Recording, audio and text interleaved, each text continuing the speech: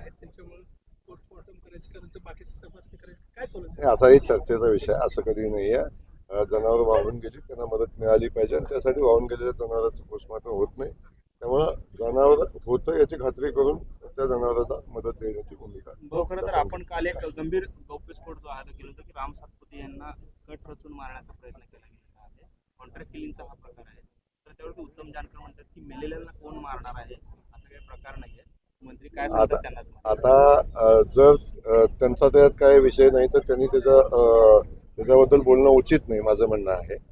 जे लोक याच्यामध्ये सामील असतील त्यांच्यावर कारवाई होईल. कोणी काही म्हटला तरी त्याच्यावर कारवाई होईल. त्यामुळं त्याचा तपास चालू आहे.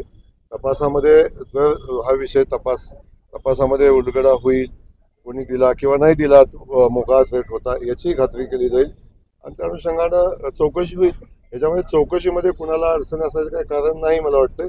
त्यामुळं त्यांच्या म्हणण्याला काय फार अर्थ नाही आणि ती लोक कोणी कटात सहभागी नसतील तर त्यामुळे चर्चा व्हायचं काय कारण. रामभाऊने थेट नाव घेतलं मोहिते पाटलांचं. त्यांनी असं म्हटलं की ते त्यांचे कार्यकर्ते हे सगळे राजकीय अपयशामुळे सगळे खपलेले आहेत, त्यामुळे सगळा षडयंत्र. आता आमदारांनी राम सातपुते साहेबांनी घेतलेला तो त्यांचा विषय आहे.